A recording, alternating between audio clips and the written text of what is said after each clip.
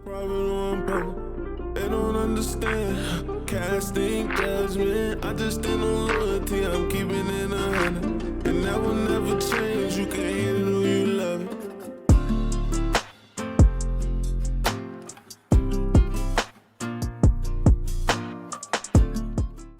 What's up, y'all? It's your boy Tevin Jameer back at it again with another episode of the Hate It or Love It podcast. I don't know why I did that, but I'll be trying to do different things for the intro or whatever. But yeah, y'all almost didn't get an episode at least like this, like, you know, me setting up the camera and everything. Y'all didn't get an episode. Y'all almost didn't get an episode like that this week because, man, I was feeling lazy. My room was dirty, and I was like, all right, let me clean it up a little bit before I get on this camera.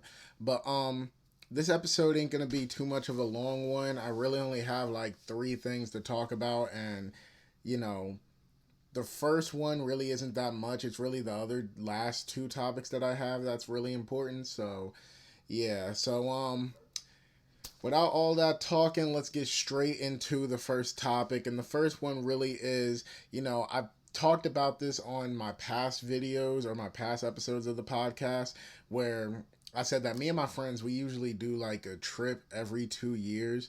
And this year was supposed to be Miami, but because of, you know, certain reasons, it ain't nothing like deep or crazy or anything like that, but one of my friends had to back out, and we wound up getting like another one of my friends to get in on the trip.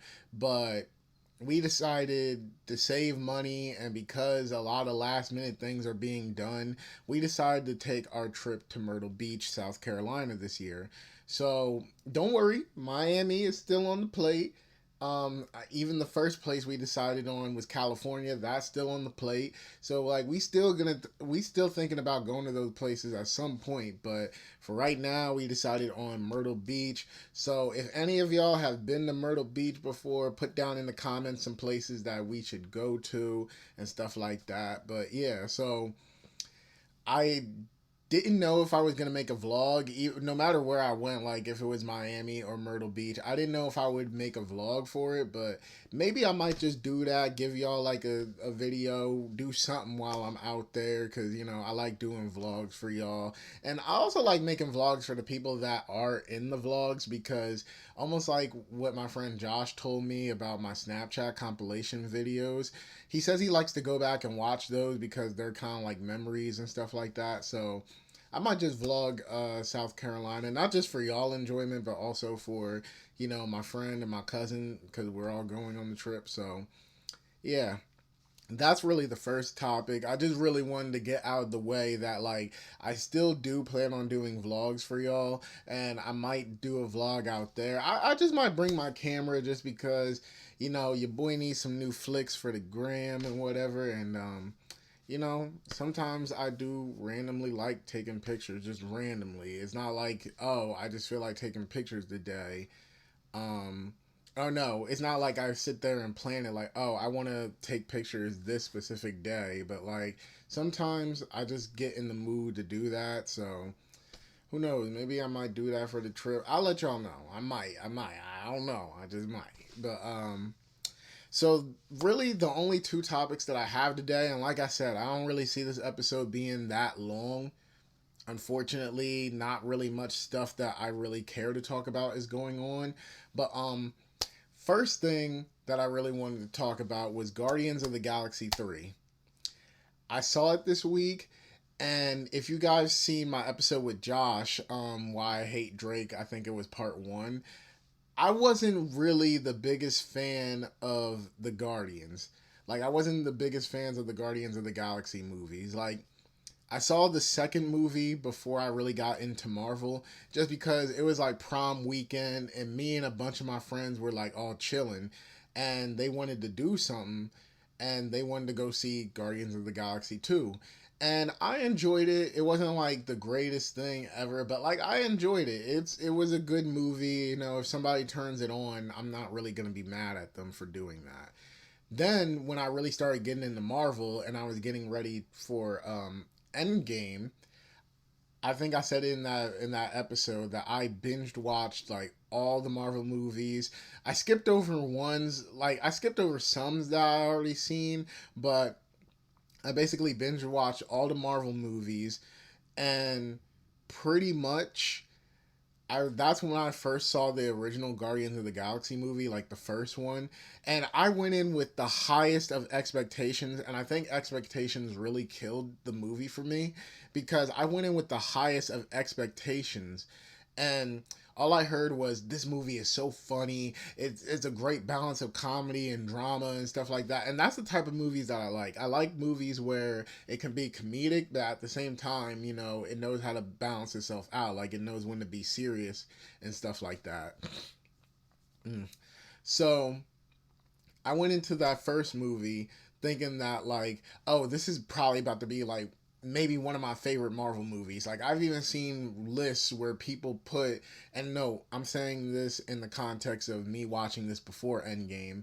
I've seen lists where people put the first Guardians over Infinity War and all the Spider-Man movies, which actually up to that point there was only one Spider-Man movie. But people would always have the first Guardians in like the first top five, Marvel movies. So I'm like, all right, I'm expecting it to go up to that level, but really, no. Like, I I've always had like a love hate relationship with the Guardians because one of the reasons I don't like the Guardians as much as other people. I don't like Star Lord as much as other people does. He's the leader of the group, and I just don't like him. I never liked him like that. He was always annoying and an idiot to me. And what they did with him in Infinity War also pissed me off so much more. Like, I already didn't like the guy, but then you made him lash out and basically mess up everything in Infinity War. So, I just don't like him even more now. So, yeah, I didn't like him. And the other people in the group, I love the rest of the group. I actually do like the rest of the group. He's the only one I would say I didn't like. But, you know, I like the rest of the group, but there was only certain ones that I loved in the group. Like the only ones in the group that I would say that I actually like loved was Rocket, Groot, and Nebula.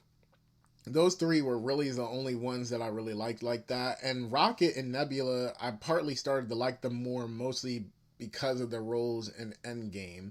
It wasn't really necessarily what they did in the Guardians movies that made me like them like that. Like, I actually, no. Rocket, I will say I liked him in the first two. But Nebula, she wasn't really that special to me until she played her part in Endgame. So, those were really the only ones that I went into the third movie really liking like that. But everybody else was cool except for Star Lord, because fuck him. I'm gonna piss some Marvel fans off this episode. But so yeah, I went to go see the third one. Unfortunately, I went by myself, but that seems to be the regular thing with, Marvel movies. Because I like to go on opening day. I don't like to wait because I know people like to spoil Marvel movies. So I went to go in. And I would say that Guardians of the Galaxy 3 is one of the best movies since Avengers Endgame. And no, I'm not saying it is the best, because a lot of people like to say that this is the best movie since Endgame. That's a fucking lie. All right, stop. I hate that people keeps downplaying Spider-Man No Way Home. Like, I hate that people keep downplaying that movie like, oh, it's nostalgia bait. No, it's not. It's really not. And the best parts of the movie is not even because of Tobey Maguire and Andrew Garfield. But all right. That's a debate for another day. Let's stick to Guardians of the Galaxy 3. But yeah, I would say that it's probably my favorite, actually my third favorite movie since Endgame, behind Spider-Man No Way Home and Black Panther Wakanda Forever. So, Guardians of the Galaxy 3, why is this one so much higher than the other Guardians movies? And partly it's because I feel like this movie was finally that balance that I was looking for as far as emotion and comedy. Like, this movie, and I will say that's the only reason this movie isn't a 10 out of 10 for me, because while there was a nice balance, there was moments where it was a little bit jarring for me.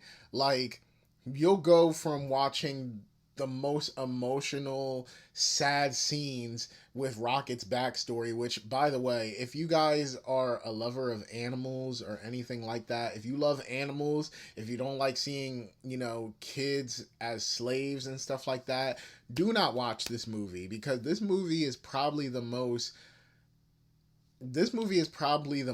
violent and, gruesome movie in the MCU. And I'm not even trying to exaggerate. Like, as far as like violence and gruesome and how far like Disney is willing to take their PG-13 movies, I feel like this is one of the most farthest taken PG-13 Disney movies I've ever seen. Like, there is hella violence in this movie.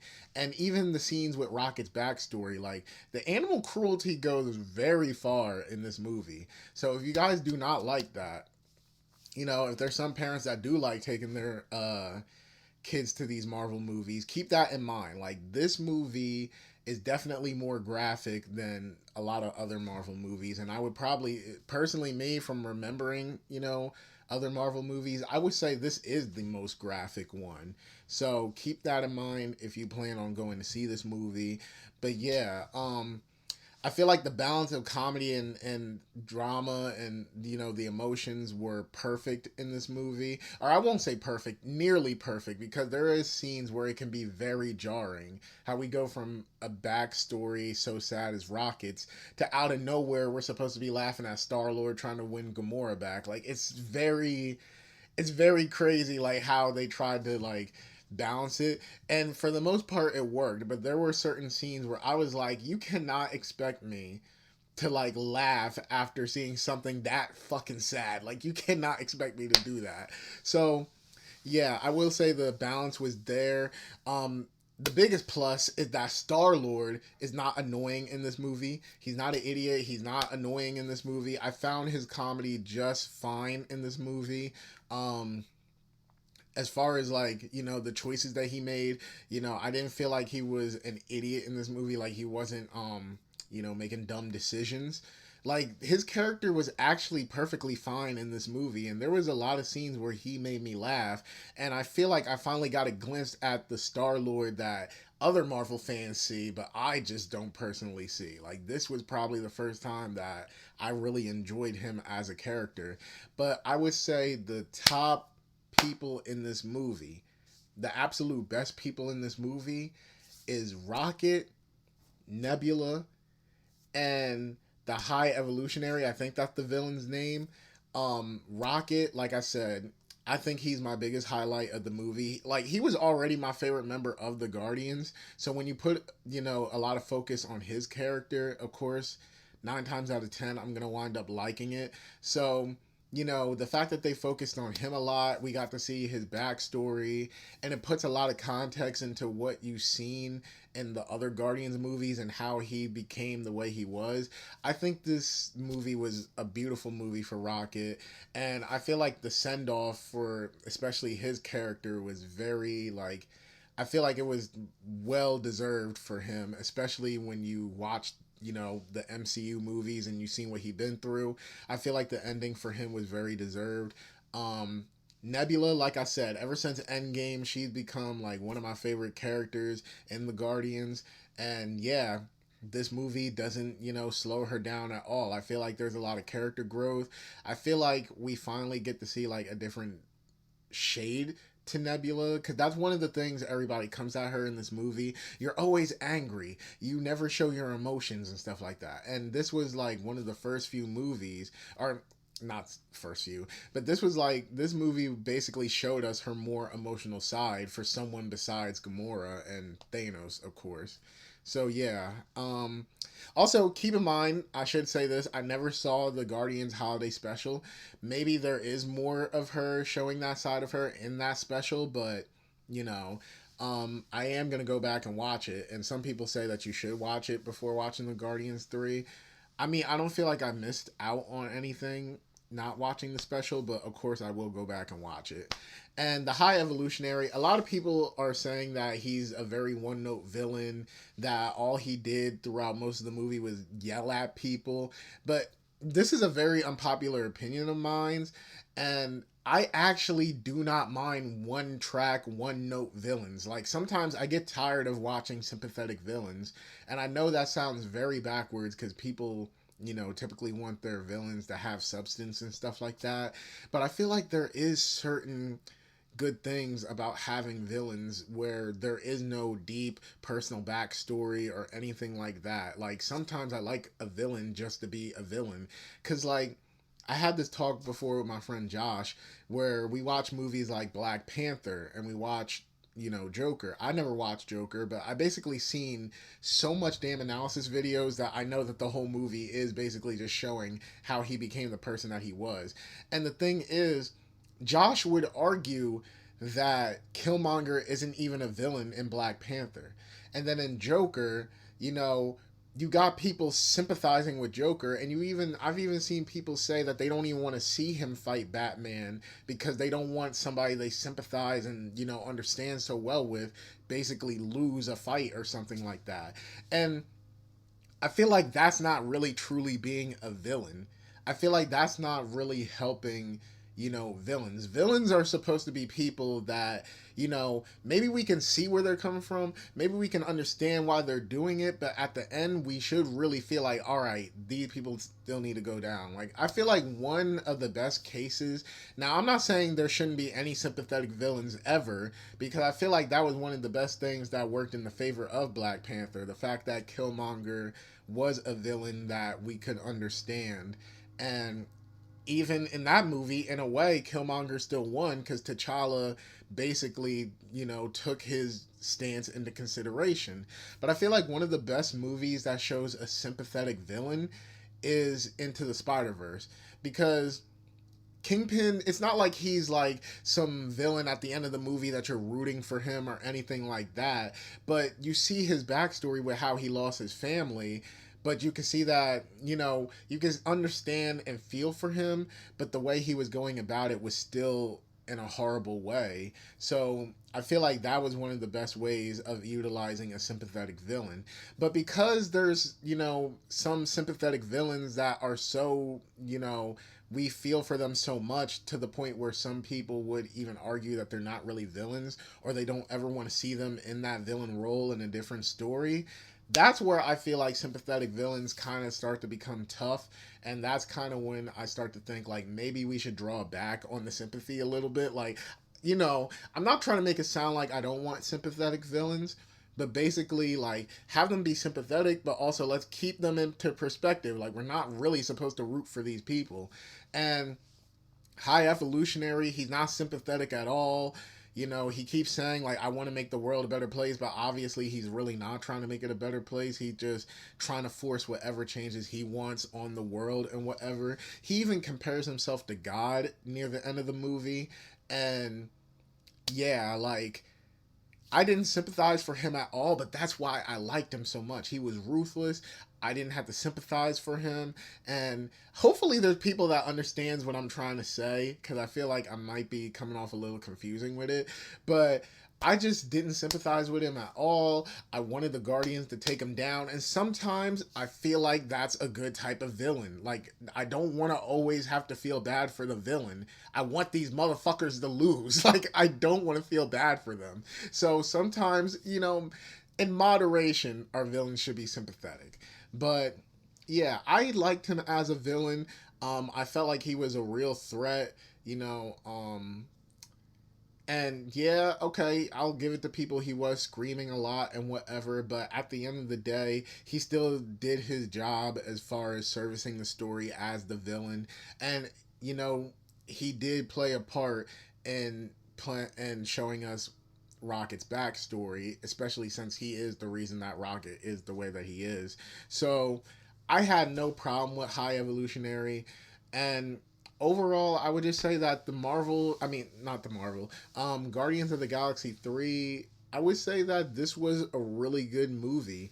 And like I said, probably one of the best films to come out after Endgame. And Endgame is like my favorite Marvel movie ever. So me saying that is like a very high, me saying that is like a very highly appreciated thing for them, because it's like, or I highly appreciate that this movie is that good, because, you know, while I don't agree with everybody else that phase 4 is like a horrible phase or anything like that, I will say that it is probably my second to last favorite phase, you know, as far as Marvel. But there was still a lot of great things to come out of phase 4. But I can't lie, Guardians of the Galaxy is pretty much over almost all the projects in phase 4.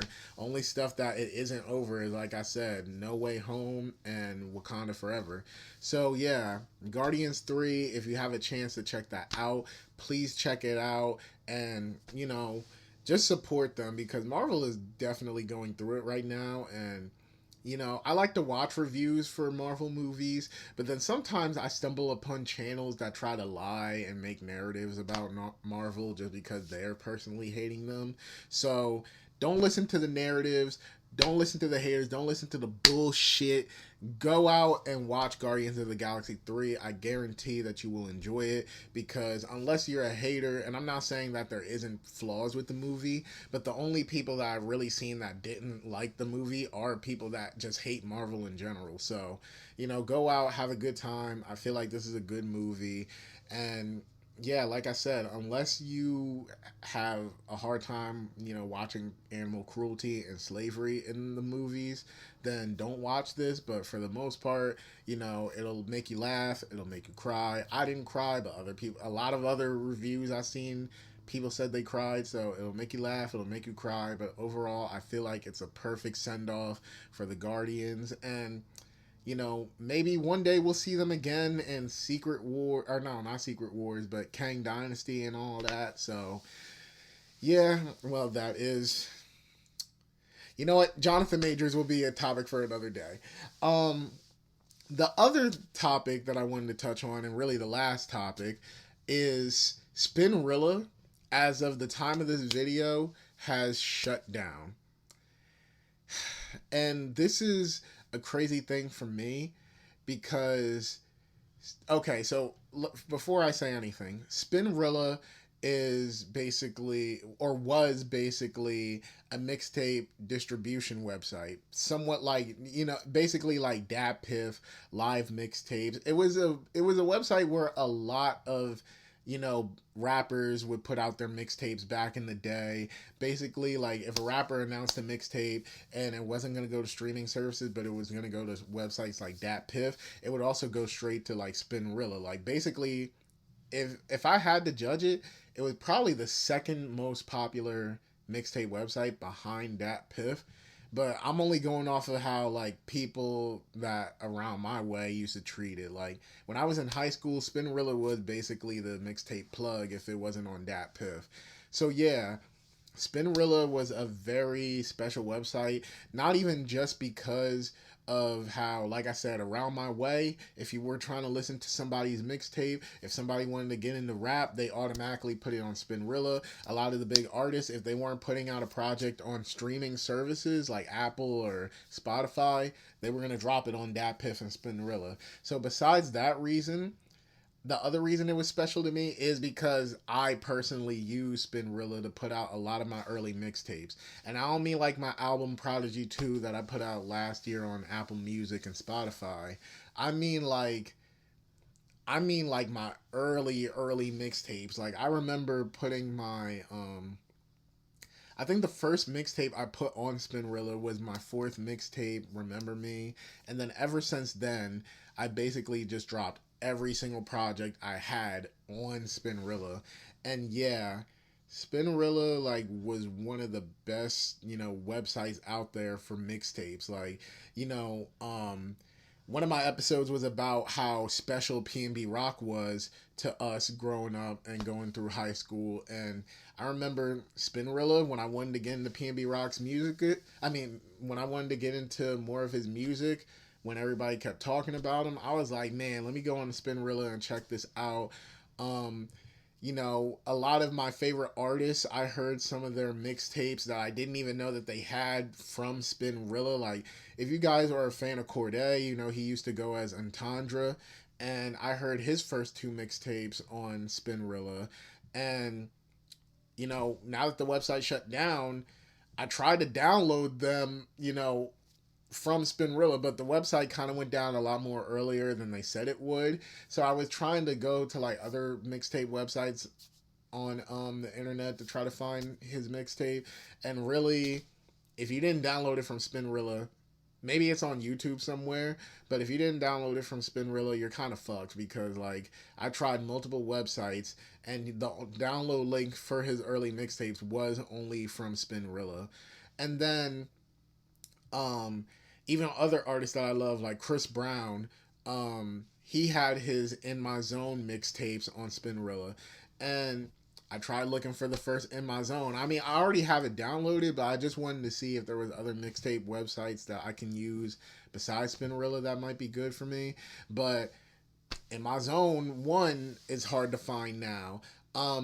Rod Wave, who is like one of my newest favorite artists, like everybody knows, if you're a friend with me right now, then you know how much I love Rod Wave's music.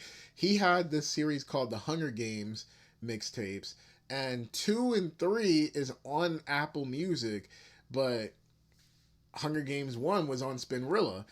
I try to go back to download it. Hunger Games 1 is very hard to find. Fortunately, he did keep it on his SoundCloud, so I did download it from SoundCloud. But it's like, damn, like, Spinrilla really was a very special website for people. Dat Piff already bit the dust. They said that they're working on the website and they're trying to change it or whatever. Man, look, when Dat Piff comes back, obviously it's not going to be the same that it was before. Spinrilla, the creator of it, I think he was sued by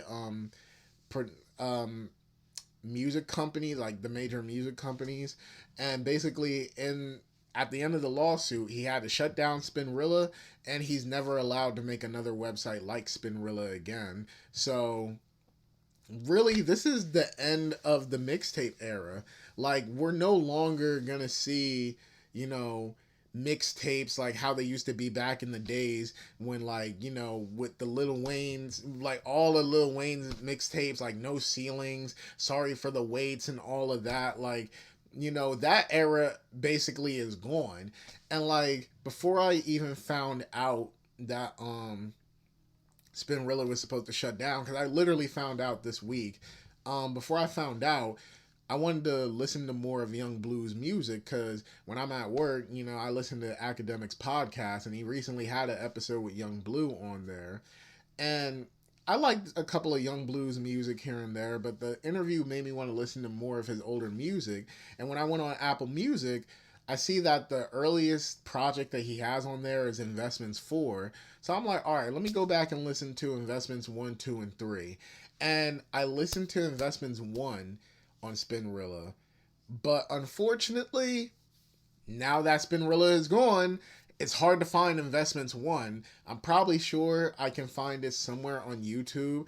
But I mean, then that's going to be a lot of work just to, import it onto my Apple Music. But however I can do it, I'll do it. But, I can find Investments 2 and 3 easily on other websites and stuff like that. But Investments 1 is just gone. Like, I can't find it anywhere. I can probably find it on YouTube somewhere. But as far as like an MP3 download link, like how Spinrilla had it, gone. I can't find it. So this is really the end of an era. And I know you got other mixtape websites, but they're just not as good as Dat Piff and Spinrilla was. So, because like I said, like a lot of the examples that I named, a lot of the obscure mixtapes or mixtapes that went under the radar from like favorite artists and stuff like that, they're not on these other websites. So the best chance you have is probably SoundCloud or YouTube. But for the most part, yeah, sadly, this is really the end of an era, the end of the mixtape era. And, I'm a late 90s baby. I was born in 98. I grew up in the 2000s, and I would see how important mixtapes was in the 2000s. Like, I remember watching my older brothers listen to these mixtapes, 50 Cent's old mixtapes, Lil Wayne's old mixtapes. Even when I started getting into music more, I would go, like I said, I go back and listen to Chris Brown's mixtapes, I listened to Drake's early mixtapes before. What was the one that put him on? So Far Gone or something like that. But yeah, like, you know, the mixtape era was something special. Like, I remember even growing up, going like listening to some of Lil Wayne's mixtapes. Even that's like how I said, like we like where I'm from, we're close to Philly, so watching PNB Rock's rise with his mixtapes, watching Meek Mill's like rise with his mixtapes, like man, y'all don't know about the Flamers days. Y'all don't know about the braided. You don't know about Meek Mill with the nappy braids or whatever. But like that mixtape era is like I don't think we're ever gonna get that era ever again. And like of course these artists can put their mixtapes on streaming services. Like they can go through, get samples cleared and all that. Like I mean a couple artists already have done that. Like some of Meek Mill's mixtapes are on streaming services. Lil Wayne, I think, put the original No Ceilings on streaming service. Nicki Minaj did her Beam Me Up Scotty mixtape. So it's not like these artists can't do it, but we all know basically what you have to do that. Like you gotta get samples cleared. It's a lot of work to get those early mixtapes on there, especially since mixtapes back in the day contained a lot of remixes. And for even for people like Lil Wayne, like you hop on Lil Wayne hop on your song, like basically it ain't your song no more, so shit can get real petty in the industry and whatever, so you never really know. And like I said, these artists could do it. Like I'm sitting here talking about Chris Brown's in my zone mixtapes, but he even said at one point, I think it was like a year or two ago, that he is trying to get the In My Zone, mixtapes on streaming services. And pretty much a lot of those mixtapes were him doing remixes to others' songs. So you never really know where this is about to go. And, all that. You don't know really what's going to happen with the mixtape services that are still alive, like My Mixtapes and Live Mixtapes and stuff like that. You don't really know what's going to happen with those. But one thing basically is true. We're never going to get another era like that early mixtape era that we did in like the 2000s and the 2010s and stuff like that. We're never going to get another era like that. And it's sad to see it go. So you guys may be asking, what am I going to do about my music? Some people may be asking that. Most people probably won't. But some people may be asking, especially if you've been longtime fans of mine and been listening before Prodigy 2, you guys are probably wondering, what am I doing with my mixtapes? Well, simply, I don't know yet. I don't know what I'm going to do with my early mixtapes because I still have all my music saved on my hard drive. Even ones that never been released before, like my very first mixtape. I think I told you all about it before, but like, yeah, I don't know what I'm gonna do with them because there is certain songs that I would like to re-release on streaming services, but that would take a lot of work as far as like getting licenses for the beats. And well, first off, some of my mixtapes are like old as hell. Like I started rapping back in like 2013, 2014. So, and it's 2023 now. So I'm gonna have to span back to like a whole decade of old beats on YouTube and SoundCloud and all that. Like everywhere where I got beats, I'm basically gonna have to go back to like decades worth beats and try to contact the people that made the beats. Hopefully they're not sold to other people. Like I basically got to do a bunch of stuff to get, almost like what I said about, major label, almost like I said about major label artists. Basically, we got to get licenses. We got to get stuff cleared. So that's something that I'm going to have to do. But I'll try to get like my early mixtapes on there because I know there is songs that people like from my early mixtapes. So I'll try to get them on there. But as of right now, I can't really say anything is for sure. All I do know is that if I do have any future music going forward, obviously it will just hit YouTube and major streaming services. I don't remember if I privated my old music on my YouTube page, so I don't know. I might unprivate those now that those are really the only ways people can hear it, but who knows. And yeah, that was about it for this episode. Like I said, it wasn't really going to be a long one because there isn't too much really going on. I did slightly bring up some things that I would like to talk about, like the Jonathan Majors thing, and even when I brought up Chris Brown this past weekend, Chris Brown has been in a lot of shit. You know, apparently he jumped Usher, and then at Usher's festival, the Lovers and Friends Festival, apparently he got into it with more people. So I just avoided those. I avoided those topics just because I want to wait for more information on both topics so that, you know, I can fully say what I have to say about it. So stay tuned for whenever I talk about those. But I hope you guys enjoyed today's episode. And that's about it. I'll catch y'all next week on the next one. And Tevin Jameer signing out.